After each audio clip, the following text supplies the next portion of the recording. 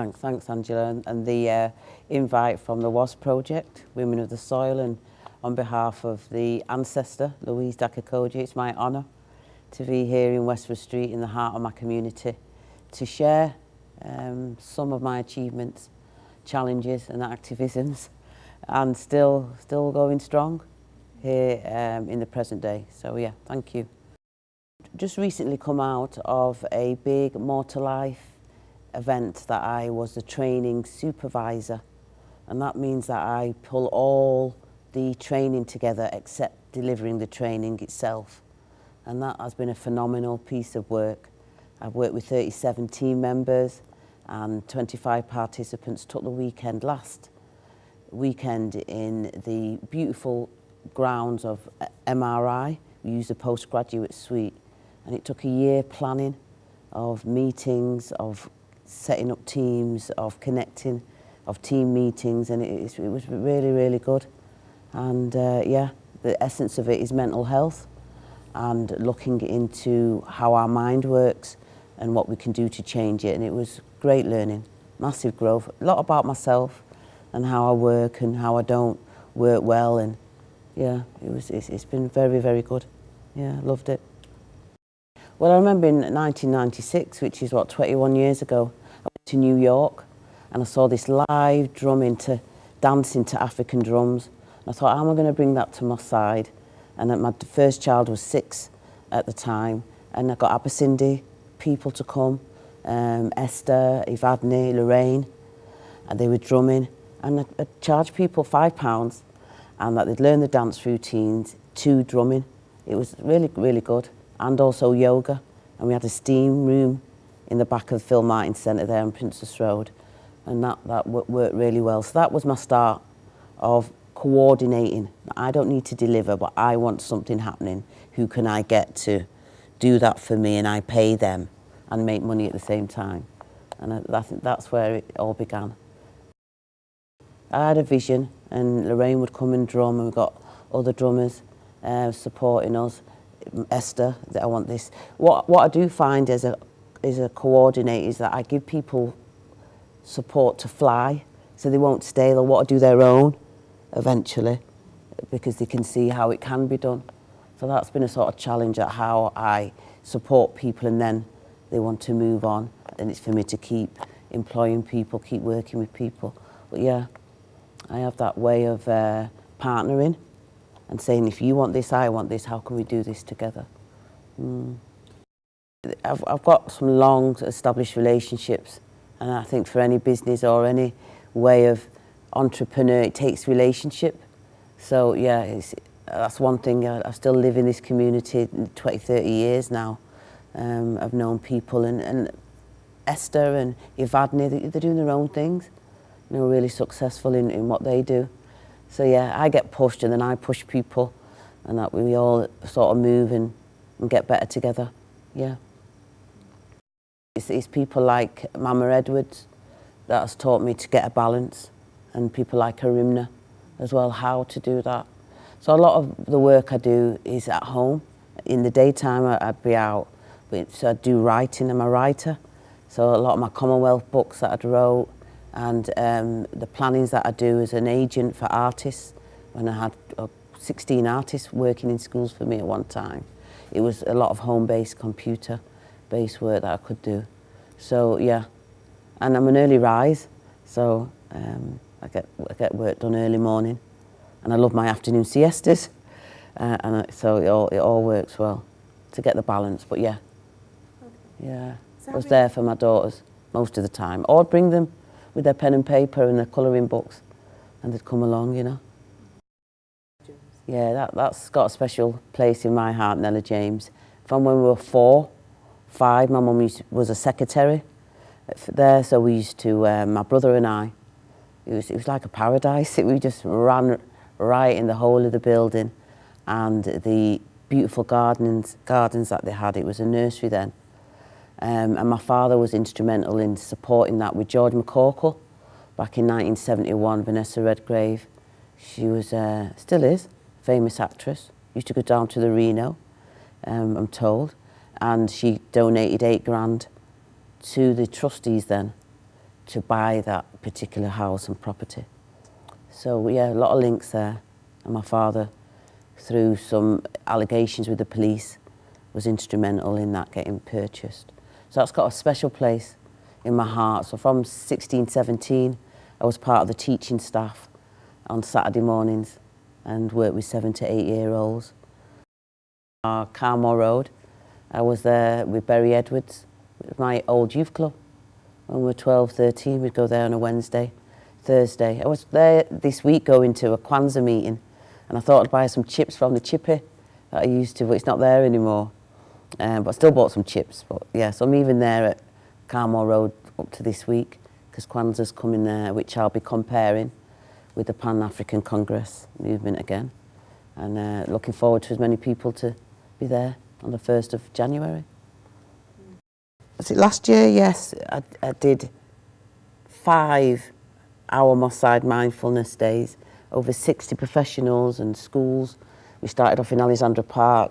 We'd also walk through Recreational Park and finish off in Whitworth Art Gallery. It was phenomenal. Just something about the assumptions and stereotypes people have of this beautiful area that 60 years ago was predominantly white.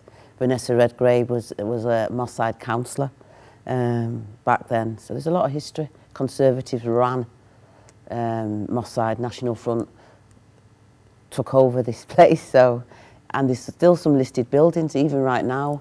Chinese man is building or renovating. It's nearly £7-8 million on a house on Moss Lane East there, opposite the Polish church, near the Sikh temple.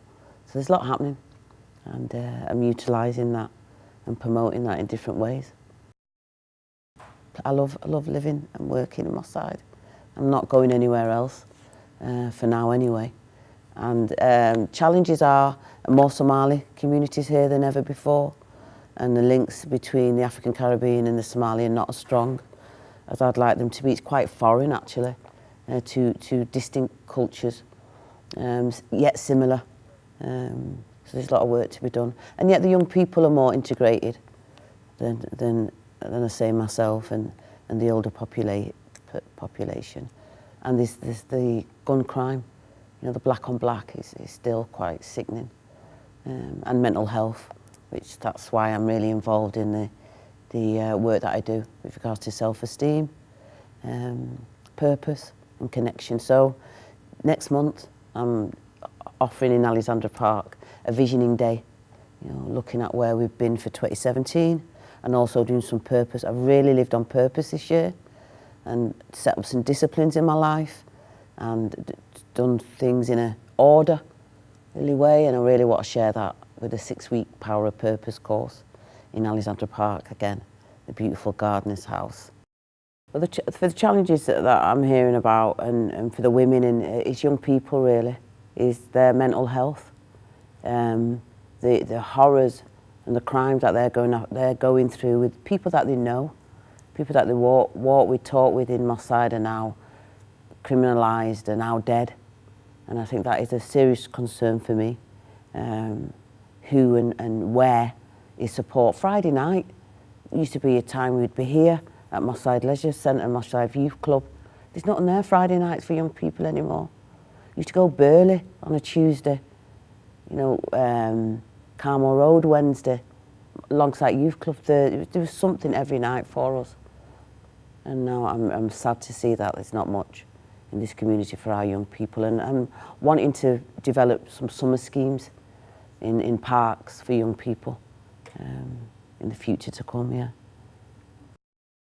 Yeah, so Carmore Road still is. I was there last week Friday, part of a planning meeting with the Pan-African Congress movement, Wall and Washington, and 10-Day, Cherry and Al, who were part of that group, and I volunteer my time to compare the Kwanzaa events that we have on the 1st.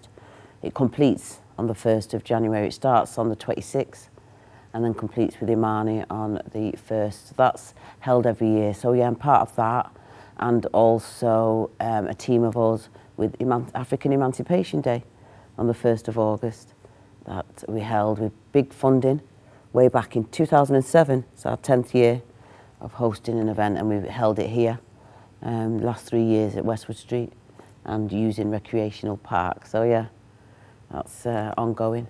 And my beloved Honourable Marcus Messiah Garvey, we celebrate his birthday on the 17th of August every year, and we use Westwood Street as well to do that. So I'm a Pan-African, yeah, in all that I do, definitely.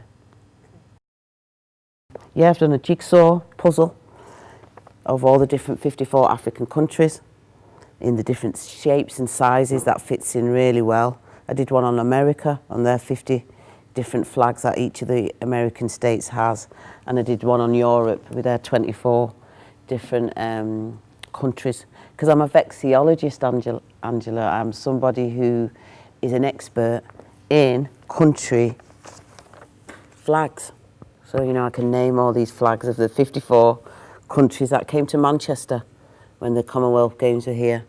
Yeah, I was pregnant when I first conceived the idea in 2000, and with order and discipline, I was able over 2 years to write the different books and all the different flags and the meanings, you know, behind them all. So I still love doing that, and I'm also finished writing a book on 101 quotes that I live by, simple truths that have kept me on purpose and living the life that I'm living now. So yeah, I love writing.